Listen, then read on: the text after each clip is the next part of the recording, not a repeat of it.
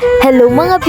For today's video is samahan nyo kami kasi kukuha kami ng buko kasi gagawa kami ng ice candy. Pero bago yon, eto, nagbalat muna kami ng nyog kasi gagawa si father ng lana. Hindi ko alam ang Tagalog ng lana. Ha? O, langis daw. Langis raw mga B, sabi ni father. Naririnig niya ako mag voice over.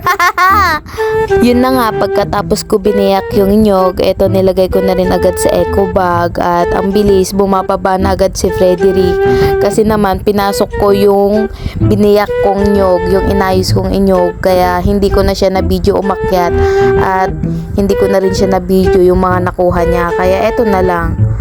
Inayos ko na lang yung mga kinuha niya mga B. Tapos trinay ko pala buksan yung isa dyan para malaman kung okay ba siyang gawing ice candy. Kasi ibe-blender ko yan mga B. Ano na naman yan Mama Bli? Nabubulol ka na naman. At yun na nga mga B, medyo hindi ko nagustuhan kasi medyo maliit yung laman ng buko. Kaya hindi ko alam kung magiging success ba tong ice candy ko. Kasi wala man yan siyang laman mga B. Nakakalungkot. Pero okay lang yan mga B, gora pa rin. At dito na nga mga B, isinayos ko lang yung mga nilabahan namin kaninang umaga. Tapos nag-ayos na rin ako dito kasi uuwi na rin kami pagkatapos. Bago talaga kami umalis dito mga B, is nililinis muna namin yung mga kalat namin dito. Pupunta lang kami saglit sa palengke para bumili ng condense. And then nandito na rin kami sa palengke guys. Napang kami lang dito paggadgadgadan tinyog tayo. Impagadgad mi pa ajay buko. And then ayan, tapos na rin si Frederick. Nag-angas na talaga ang voice over. May pa-and-then Tagalog at Ilocano pa talaga. And dito guys, nagumatang kami matlang ete ice bag kanjay supot ete ice candy. And then nagawid kami matlaingan. And dinagas mi lang gayam di buko guys, di balay da Frederick. Tapos nagawid kami matlaingan. And then di nakasampot kami ito balay guys ket pinaokisakma lang nga dagos kin ni Frederick may loves ajay bokon. Tapos medyo masiksikoran na ito guys ta.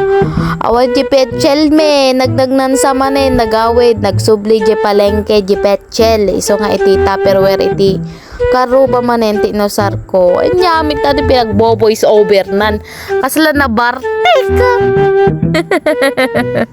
Pagpasensyahan nyo muna guys kasi rabien bigat ko man nga i-post sa ato yan rabien nagadote nakaturog yan alangan mga agbog ka nakpelang ditoy karabien ay nyamit ten iso nga kasla na bartek met boses ko nga boboys over makapainlok na kat katawak malaki dito sarili ko.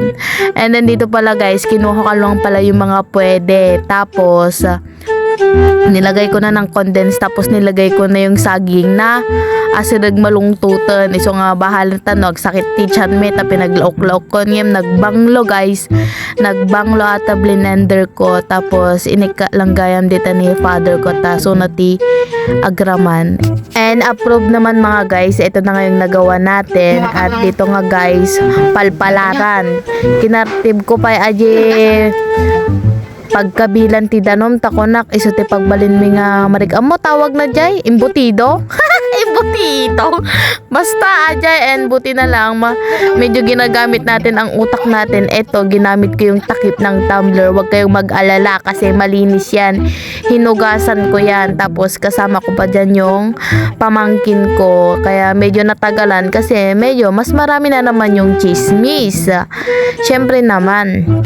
At dito guys, yung una namin ginawa is hindi talaga pantay-pantay.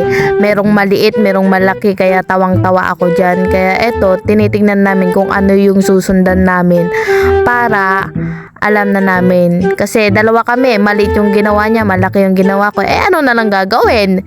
'Di ba? Kaya buti na lang mga B is yung takip ng tumbler is 'di ba ayan yung kanya batugan melataatan, 'di ba nag-Ilocano sunan, batugan melataatan ti kasla kalob na ta kwan, 'di ba ata kalob ti tumbler, naawatan nyo basta ajay ata kwan na ata kasla nagsayad nga ata iso ti pagkasla pagrukod me. By the way, madi nga i-promote kanya yo atan tabasit lang magayam tinaaramid me para kanya may milata ato yan baka may raman kayo pa nga agsakit ti tiyan na kainig kakti saba na ata guys, pinaglaok ko aji buko tapos saba nagbanglumet masarap naman pero baka sumakit tiyan nyo, kaya para sa amin na lang to mga BN, para sa mga pamangkin kong mga maliliit.